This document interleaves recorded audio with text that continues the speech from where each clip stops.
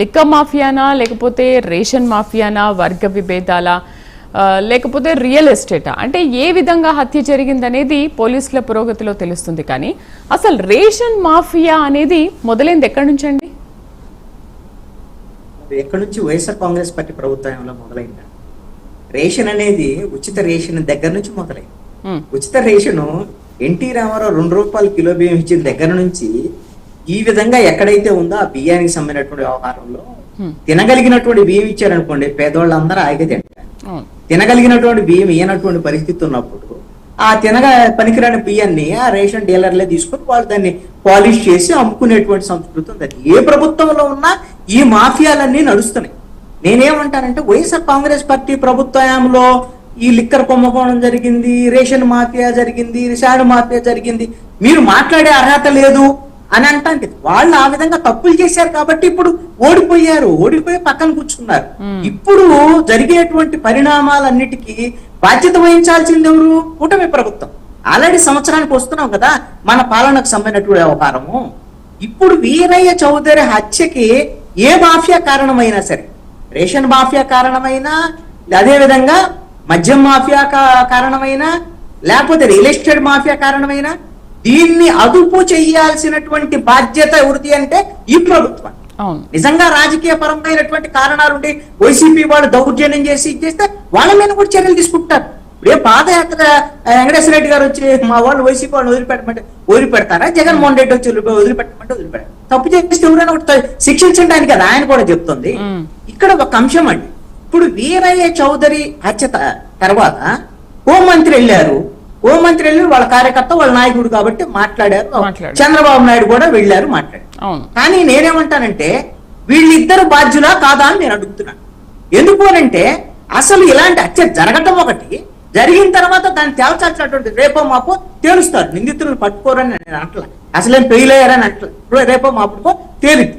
అసలు ఇలాంటి ఘటన జరిగేటువంటి పరిస్థితి, అలాంటి వాతావరణము, ఒక ఘటన జరిగిన తర్వాత పోలీసులు సీరియస్ గా ఉంటారు, ప్రభుత్వం సీరియస్ గా ఉంటుంది అనేటువంటి వాతావరణం ఉండటం లేదు అనేటువంటి విషయాన్ని నేను చెప్పగలను.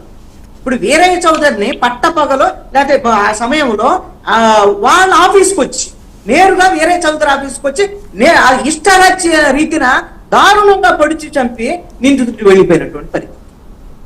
అది ఎవరు ఫెయిల్యూరు? పోలీస్ ఫెయిల్యూర్ కదా.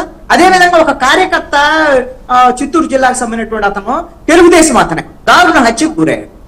ఆ విషయంలో కూడా అతను ముందే 2-3 రోజుల క్రితమే ఒక వీడియో కూడా రిలీజ్ చేశాడు. ఇలా పోలీసుల దగ్గరకు కూడా వెళ్ళాను, నా ప్రాణానికి ఇబ్బంది ఉంది అని చెప్పిన తర్వాత కూడా అతన్ని కాపాడలేనటువంటి పరిస్థితి ఉంటే అక్కడ పోలీసులు ఇన్ఫర్మేషన్ నన్ను చంపుతారని చెప్పినటువంటి పరిస్థితి ఉంది, మరి అయినా సరే కాపాడుకోలేనటువంటి జరుగుతాయో మాకు మీకు చెప్పి చేస్తుంటారు కదా.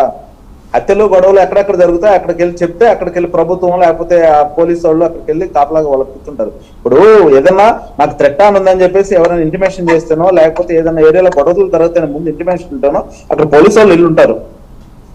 లేదు అయిపోయిందా రాఘవేంద్ర గారు? ఖచ్చితంగా మాట్లాడండి. మీరు అధికార పక్షంలో ఉన్నారు.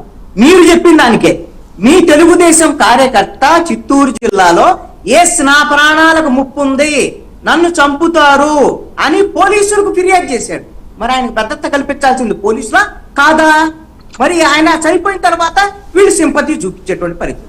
నేను ఎందుకు ఈ మాట చెప్తున్నానంటే ఇప్పుడు వినుకొండలో రషీద్ అనే అతను వైఎస్ఆర్ కాంగ్రెస్ పార్టీ కావచ్చు లేదా ఇంకోళ్ళు కావచ్చు, ఎవరైనా కానివ్వండి, చచ్చిపోయిన తర్వాత వైసీపీ వాళ్ళే కొట్టుకొని చచ్చిపోయారు ఏమైనా అన్నారు ఏదైనా.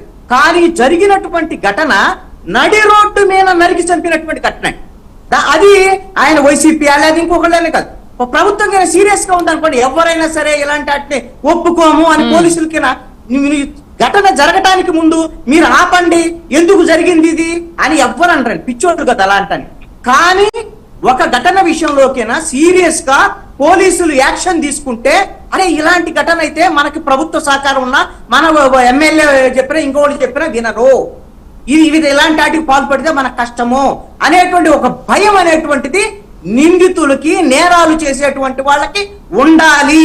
అది లేదు అనేటువంటి పరిస్థితి మీకు ఘటన వెనక ఘటన జరుగుతున్నప్పుడు బాధ్యత ఎవరు వహిస్తారు? రాఘవేంద్ర గారు ఏమైనా మాట్లాడటానికి బాధ ఉండొచ్చు, కానీ హోంమంత్రి వెళ్ళి అక్కడ ఎంత విచారం వ్యక్తం చేసినా హోంమంత్రి బాధ్యత, ఖచ్చితంగా ఆవిడ బాధ్యత. ఇందాక వంశీ గారు ఏం చెప్తున్నారు, మా పవన్ కళ్యాణ్ వెళ్ళి ఆడ మాట్లాడితే ఎస్పీ రాలేదు ఆ రోజున రేషన్ మాఫియాకి సంబంధించినటువంటి వ్యవహారానికి సంబంధించినటువంటి వ్యవహారం సీరియస్ గా చెప్తే ఆ రోజున చర్యలు తీసుకోలేదు అని అంటే, ఈ 10 నెలల నుంచి రేషన్ మాఫియాను అదుపు చేయకపోయినా, లేకపోతే లాండ్ ఆర్డర్ సరిగ్గా పనిచేయకపోయినా, హోంశాఖ సరిగ్గా పనిచేయట్లేదు, అవసరమైతే నేను బాధ్యతలు తీసుకోవాలని పవన్ కళ్యాణ్ చెప్పినా, దీనికి ఎవరిది ఫెయిల్యూరు? ఈ ప్రభుత్వాన్ని కాదా? ఈ ప్రభుత్వం సంబంధించిన హోంశాఖ కాదా? అంటే ఎవరి ఇంటి దగ్గరికి వెళ్ళి వాళ్ళ ఇంటి దగ్గర మిమ్మల్ని సెక్యూరిటీ ఇవ్వమని అడిగేది? ఘటన జరిగిన తర్వాత 3 రోజుల తర్వాత కూడా ఇప్పుడు రాఘవేంద్ర గారు ఏం చెప్తున్నారు, ఆయన దగ్గర ఉన్నటువంటి ఇన్ఫర్మేషన్ ఏంటంటే పేపర్లో వచ్చిన ఇన్ఫర్మేషన్ లేకపోతే పోలీసులు చెప్పేటువంటి అంశాన్ని చెప్తున్నారు.